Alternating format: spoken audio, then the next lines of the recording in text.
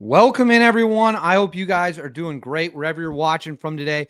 We have some more insane footage out of the war between Ukraine and Russia as the war continues to rage on. I'm filming this on November 12th, so all the information you have is up to date as of November 12th as the two sides continue to just unleash on one another as the war between Russia and Ukraine continues to get more brutal, bloodier. It looks like there's literally no end in sight. Neither side is really ready to bend the knee or get a deal done.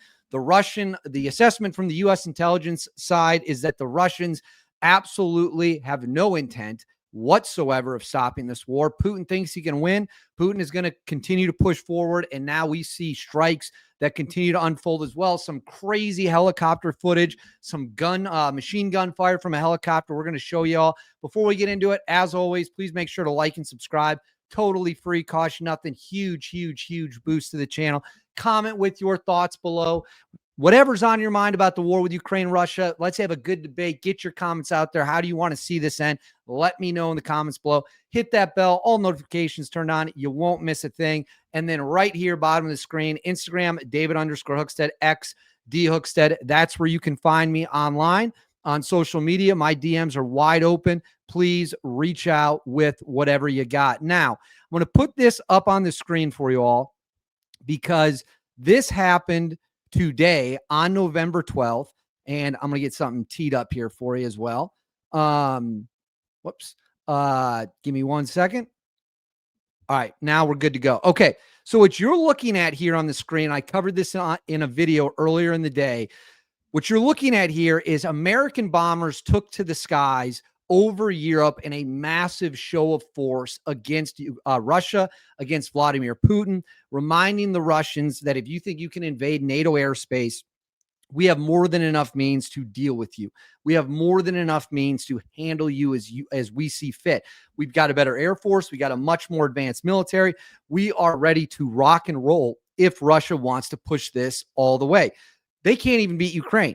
They can't, and I'm not saying that to offend the Ukrainians. The Ukrainians have fought hard. Obviously, there's been a ton of support from the United States and NATO, but they have failed to beat Ukraine. How does Russia think that they are then in the process going to also fight all of NATO and the United States? So President Trump, the United States military, NATO do this huge show of force. So what you see here is the route, the B-52s. They flew them right through Finland, right up to the border of Russia and Belarus, and then flew them back. They had a few bombers in the air, fighter jets in the air, a whole ton of stuff. Well, while that is kind of in the background, the strikes are continuing to get amplified. So I'm going to put this up on the screen. This is one of the coolest videos I've seen so far. There's footage of Ukrainian Mi-8 helicopter door gunner shooting down a Russian Shahed attack drone with an M134 minigun. This is wild. I've never seen a drone get shot down like this. Let's watch this.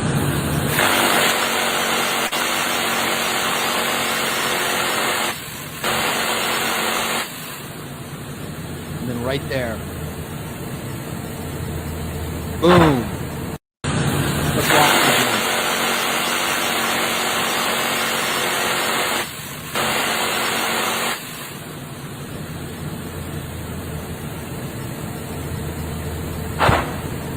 That is, I mean, look at the amount of bullets that are being fired from this minigun at the Russian drone.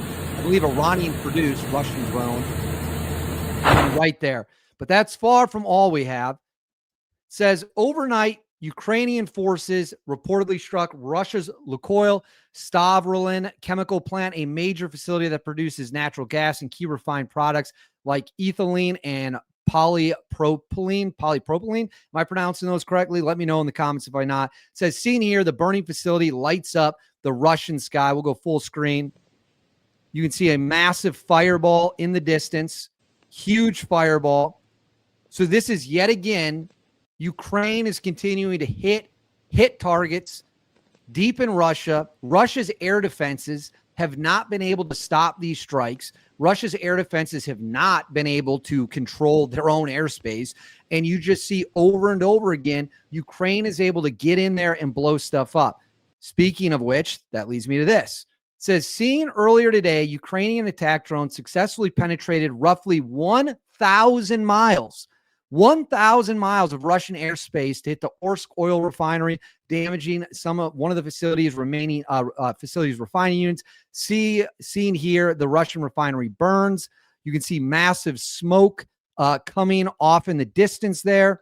Obviously, a very dark black smoke.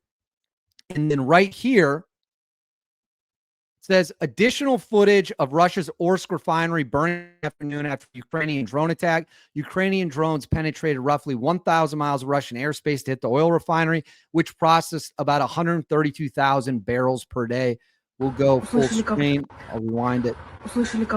Right there, you can see it on fire. You can see it burning.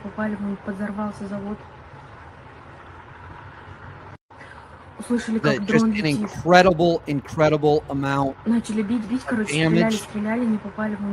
And then right here, get this teed up for you. This is further footage of the scale of the attack. Just, you can see smoke billowing out. It is 1,000 miles. Ukraine went 1,000 miles into Russian-controlled territory and was able to blow this up. Do you think anything would be able to fly 1,000 miles into U.S. airspace and not be immediately blown out of the sky? Seriously. Do you think the United States, now granted, our systems, our weapons are way, way, way, way better, but does anyone think for 1 second you could get 1,000 miles into U.S. airspace and not get eviscerated immediately? So then it says Ukrainian attack drones successfully struck Russia's Saratov oil refinery, setting the facility ablaze. The refinery, owned by Russia's Rosneft, processes about 7 million tons of crude oil per year. So right here, you can see it burning off in the distance. Unreal. Pull this off the screen. Yet again, I've said it once, I've said it twice, I feel like I've said it a million times. Russia has no ability to control its own airspace. Its skies are open. The Ukrainians are flooding in there. They are doing whatever they want when it comes to flying in, blowing stuff up. Why? Russia talks a big game, don't they? Russia talks a big game, talks about how powerful it is, comes into NATO airspace with drones and fighter jets. And part of the reason Russia thinks it's so tough, there's some truth to this. Part of the reason Russia thinks it's so tough is because we didn't shoot the MiGs down. We didn't shoot the MiGs down. And if we had shot the MiGs down, they probably wouldn't have attempted to do it again. They probably wouldn't have attempted to do it again. So Russia is playing a bully card, essentially, saying we're going to do whatever we want. You're not going to step up and stop us. So we have no real reason to fear you, right? That's what Russia's strategy is. Well, I would say you blow a few MiGs out of the sky that are in NATO airspace. Don't go into Russia and shoot them down, because then you'd be violating their airspace. But if MiGs come into NATO airspace or drones come into NATO airspace, why would we not shoot them down? If they were flying over Nebraska, we'd have F-22 scramble to blow them out of the sky. So Russia, in part, feels it can do what it wants because it's not getting direct pushback when the incursions occur. Its planes aren't being shot down. The 2 times they flew planes into NATO territory, they weren't shot down either time.